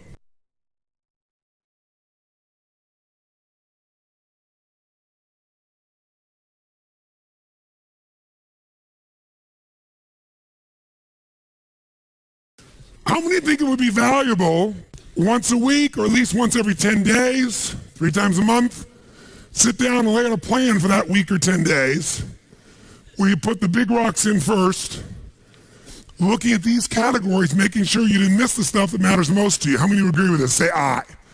Would you have to write down every action item, yes or no? What would you write? Your most important outcomes and why. Make sense? Now, so quickly, let's take it a step further. Let's look at the next category of professional, and I'll give you another wheel of professional just as an example. This isn't the wheel, because it's different for everybody. And let's put it up on the screen, and this is just a sample. This is not the business, this would be you. So this person says they run a department for a company. So one category they're measuring, am I empowering my teammates? My personal team and our teammates in the company as a whole. They have some outcomes around creating extraordinary identity and relationships. Are we creating the relationships we need with customers? This person runs the sales department. Am I delivering my core must results? This person wants to measure that regularly. They say all my life is really about empowering my team, making sure we have extraordinary relationships, making sure the core musts I promise I deliver. I'm going to keep focused on that every week, every month. Certain amount of strategic planning, which gets set aside because I'm usually so busy in the to-dos. Certain amount of cost management I got to do because if I don't do the paperwork, the whole thing falls apart. And I'm going to keep making my skills stronger. I can't just keep doing what I'm doing. I'm going to take some time to make my skills better so that I'm sharpening the saw, so to speak. So I'm not hacking at the tree with something that's bad. I got to take it up to the next level. How many follow in a sense of this? Now that person would measure those, but here's some examples of that. So I mentioned to you, I have 4 kids, but I mentioned my daughter Jolie, so I'll use her as the example. And she, was in a situation where she became an actor. Now as an actor, think about this. What do actors focus on? Quick, first gut. Somebody says getting a job. Okay. If you're focused on getting a job all the time and you're not making your skills stronger, you might not get that job. How many follow this? Say aye. Some people focus on just training themselves. Lots of actors are always going to acting classes, but they don't go out and focus much on getting a job. They wait for someone to call them with an opportunity. How many follow the challenge? Some of those people, how do they get jobs? If they're a decent actor, they've got a what? An agent and or a manager, and sometimes both. And without focus by that manager or agent, are they usually going to succeed? Yes or no? No. What if they get a job? Where does all their focus go? On doing that job well. So if I'm middle job, I'm doing the job well, and I'm not anticipating how to make my skills better, I'm not managing my manager agent, I'm not looking for new opportunities, and the acting skills, no matter how good you are, your jobs disappear quickly, yes or no? Eventually, do they all disappear, yes or no? We can keep our businesses forever if we're successful. That's not true of a job. That's not true of an acting job. I don't care how successful, 10 years, 12 years, 14 years, it's going to change. So my daughter Jolie was always stressed out because things were always dropping out. So I said, honey, she goes, it's just so impossible. I can't do everything. I can't manage my career and go out and get voice lessons and dance lessons and then, go out on calls. And I'm just listening and I'm in my head making a write down, capturing a list. And she's telling me a million items, but as she's listening, I'm saying, there's only 5 things she really has to focus on. And these are the 5. She needs to maximize her current what? Jobs. She wants to make sure the job she's on, she's doing the maximum job she can. That's got to be a daily focus. But she can't use that as an excuse not to also make sure she's working to obtain what? Does she have to constantly be going out on roles still, paying attention, knowing what's out there? Yes or no? If she drops that out, she might do well here and then she'll be without work forever. That's typically what happens. Some people win the Academy Award and they don't work for 3 or 4 years because they don't have a part of their focus. They're focused on the Academy Award, the victory, the celebration. How many times have you seen that happen? And then third, she's got to focus on the management of Jolie Inc. I said, that's what it is. You're a company. You got to manage your managers and your agents. Every week, she's saying, what do I need to do to make myself better at the current job? What do I need to do to make sure I'm keeping my focus on getting new jobs and networking, doing what's necessary? What am I going to do to keep on top of my managers and agents? They're not going to just do it without my focus. What else does she have to focus on? Expanding her current acting skills so she gets better. She can't use that as an excuse and then, oh yeah, when I have more time, I'll work on getting better. No. Even if it's once every 10 days, she's not working 7 days a week on a show. She can do an acting class. She can find the best coach. She can be going for a class once a week on her throat, her voice, whatever. Right? And then, of course, the last one is being a networker extraordinaire, expanding her identity. Guess what? Everything she can think about doing as an actress is in those 5 categories. And so if every week she's looking at that and thinking, what's the most important?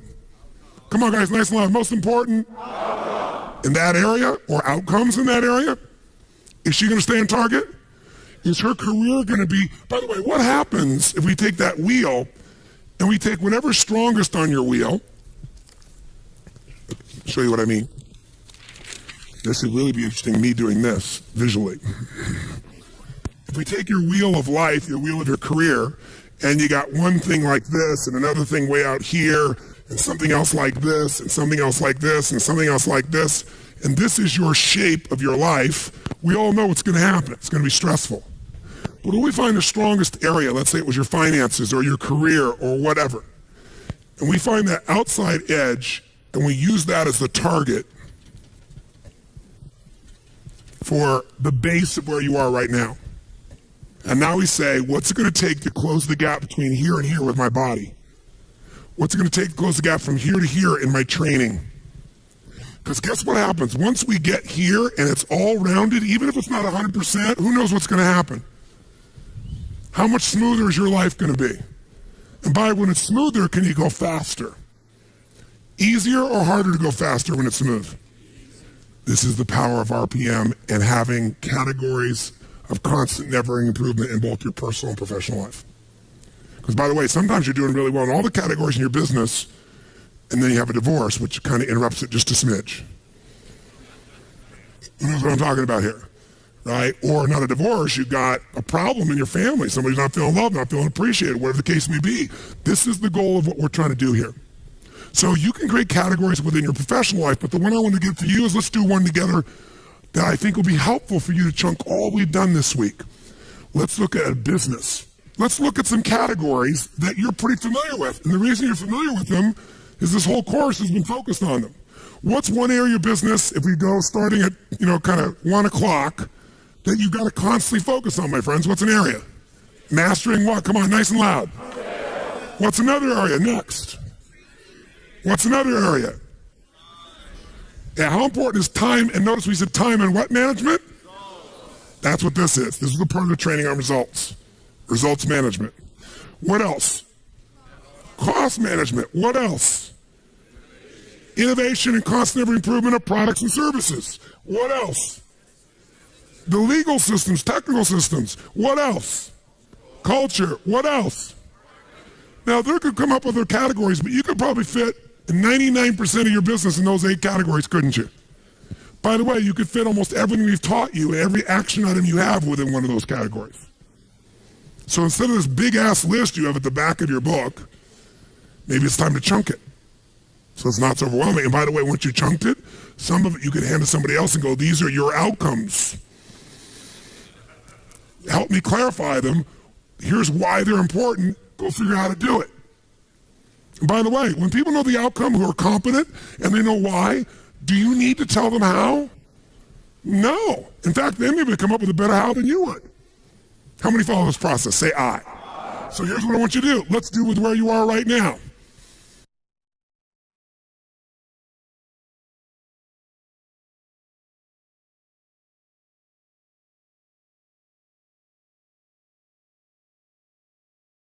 Every business I own, how am I able to walk in and have 12 companies?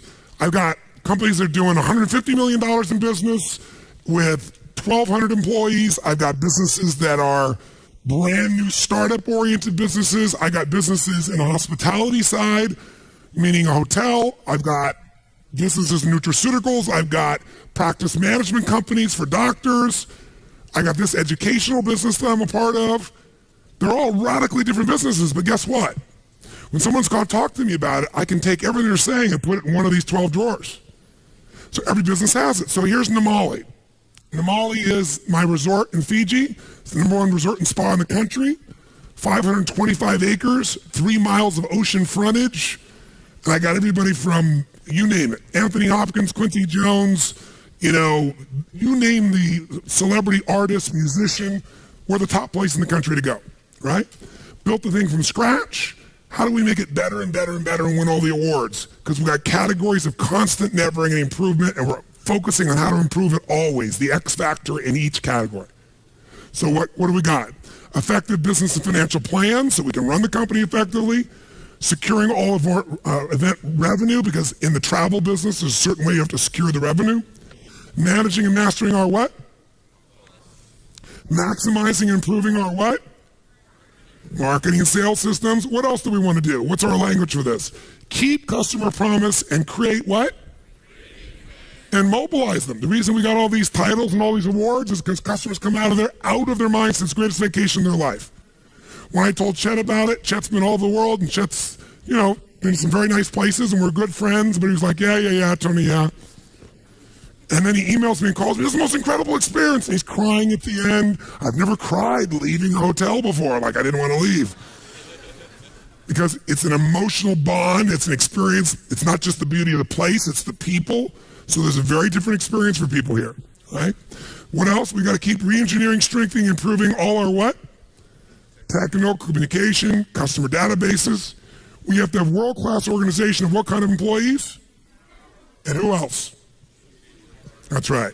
We constantly got to improve and present the finest what? Now, most of the rest of these might fit in your business. Unless you're in the restaurant business, you probably don't have food on the list, but we have to because it's part of our business. You got to think, what's the most important thing? You got to constantly improve so nothing's left out. We got to maximize and improve our current community impact because I believe we must impact the community. So we have 2 villages on either side of our resort, and we employ about 200 people. We're the biggest employer in the area, and we send all the kids to school as my gift. I've been doing it for 22 years. So guess what? When all hell's breaking loose, thank you. Thank you very much. I appreciate the acknowledgement, but I'm saying it to you because when all hell breaks loose, guess what? Our people, the community there supports us completely, right? We didn't do it for that reason, but there have been a couple of times there was a coup in that country. It happened many years ago. When the coup happened, some people are coming, they're going to say, I'm going to ramshack this resort, and guess who was standing out there? The entire village standing in front of the resort saying, you're not touching Tony's property. I was like, okay, that's pretty cool. But what you give, and you give, and you give, it comes back. In identity, I've been through the births and the deaths and the upsides and the downsides, and we're there together. But it's because it's a focus for me. By the way, with all of my life, could you get off track and miss some of these, yes or no? This is the ultimate checklist. Notice it's not what to do, it's the category, what must always be improved, and now you think of what the outcomes are. And you measure them, annually, quarterly, etc. And then finally, create effective plans for capital improvements because a resort's got to constantly be improved, right, physically. So there are several examples here you can look at later. Here's what I want you to do, real fast. You can use the 8 we just wrote down in the wheel, or you can create something else, but I'm going to literally give you, I want you to do this quick, what are the 6, 8, 10, 12 categories that cover your whole business? Make your business categories of constant improvement your first run at it. We won't have enough time to finish it, but I want you to get a good run at it. Ready? Go.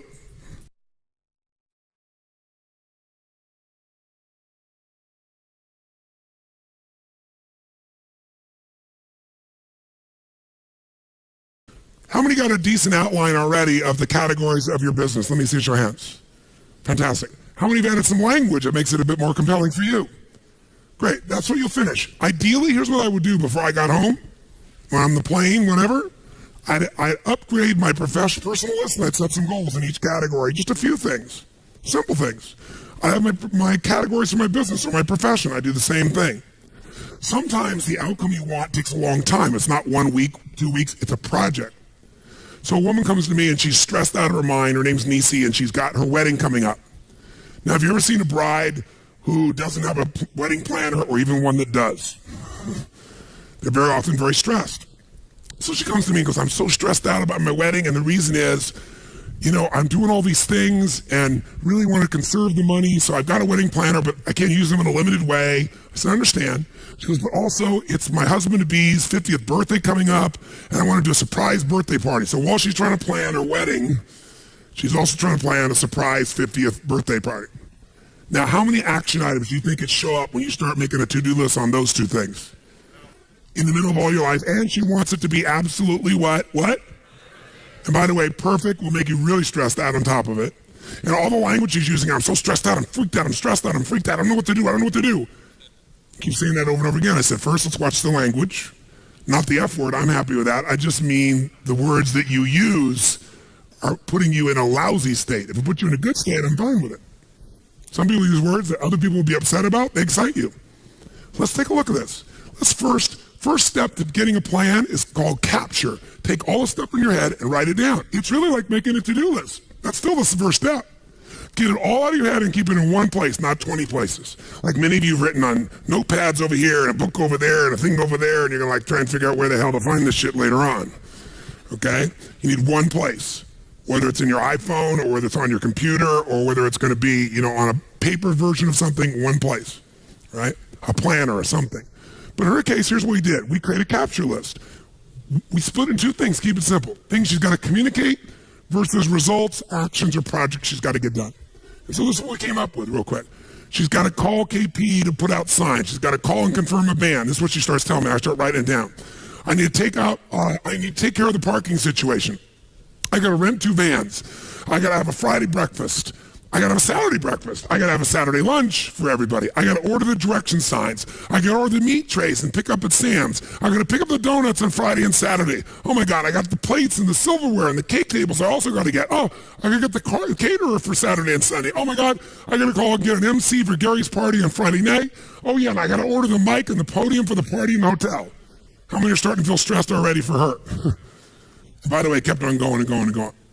And so by the time you're done with your capture list, it'll be like taking this 5 days and turning to the back of your book and reading that long list. You go, no, I hate Tony Robbins. I hate Chet. I hate them all. There's so much here. I'm going home to all this other work.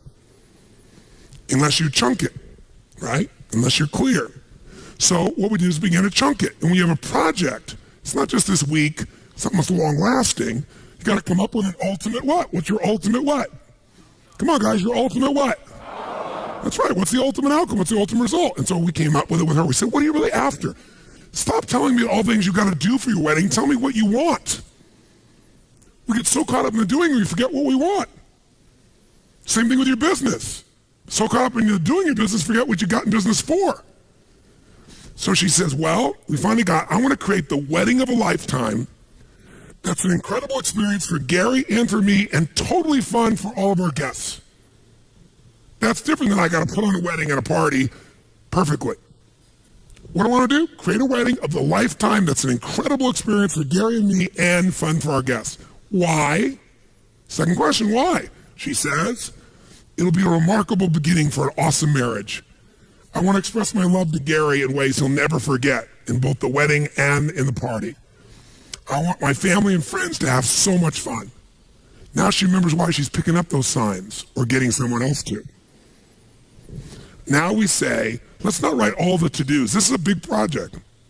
Tell me just the key results. The big results that have to happen for you to have the most incredible wedding possible.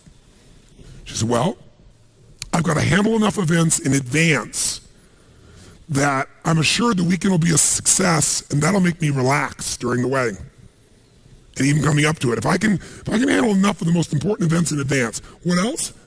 I got to have a pleasurable Friday and Saturday evening enjoying my guests while the details are being taken care of by other people.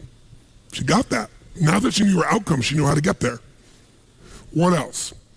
I need to set up a fun day of shopping with Kim and Kay, her best friends, so we can spend time with them while we're shopping for the wedding things. So instead of feeling I'm stressed and not spending time with my girlfriends during the wedding because there's so much, Let's have them take shopping with me. Let's do it together. And what else? I need to create a fabulous surprise 50th birthday party for Gary on Friday night during the rehearsal. Each one of these will become an RPM block of its own. How many follow that? By the way, once you do a few people's experiences like this, you'll start to see there's a pathway, a pattern that's the same for most weddings. Effective weddings, happy weddings.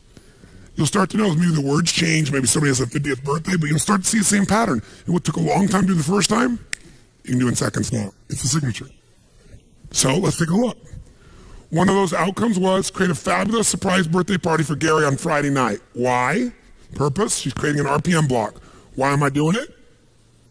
To honor and delight Gary, to have fun, to create a magic moment, to share my love with him at the deepest level. Okay, what's it going to take for me to create a fabulous surprise birthday party for Gary on Friday night? Well, I got to pick up the signs. I got to order the cake. I got to pick up the cake. I got to get an MC. I got to get an accurate count of the guests. I got to confirm the count to the hotel. I got to get a microphone. I got to get good stuff hanging on the signs. She'll then go to the next part of the project. But this RPM block is done. Guess what's cool? She can go back through that list and go, who can I leverage this to? Or how many of these things can be done simultaneously?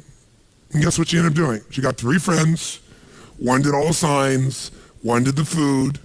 One did all the things related because she was more technically driven on stuff. And the 3 of them had a blast together getting it done. They put on the party perfectly. That sets up Friday night perfectly. By the way, how much does she breathe? And how much time does it take? All this sounds like a lot, but she estimated how much time will it take beside each one? And she goes, that's actually only 10 minutes. It looks like so much, but when you add up the total time, it's 3 hours. And I got 3 weeks. How many follow what happens here? In our head, we make it so much what? Bigger. And by the way, time will fill, activity will fill whatever time you give it. So when she locked it down, it's like, okay, that's handled. What's the next block? And all of a sudden, guess what her wedding became? 6 RPM blocks. 6 outcomes. 3 friends helping her. Everything went perfect. She was out of her mind. And most importantly, she felt totally in control of her life the whole time. That's a project. Now, you might leave here and do a project called your RPM for, let's say, one section, marketing. One section, sales. So you say, what's my marketing outcome? You'd be very specific about the outcome. Why are we going to do this? And then, what are the action items?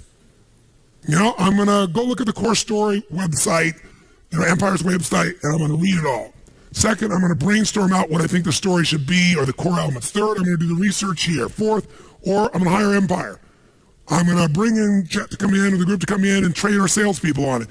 Whatever you're going to do, that's the part of it. What else am I going to do in marketing? I am going to go take a look at our advertising and take the 17 items checklist of how top advertising and make sure that's what we're doing. What else? And you make your list. How many follow this? By the way, it'll take initially some time, but when it's done, you'll have a master plan for transforming your whole business.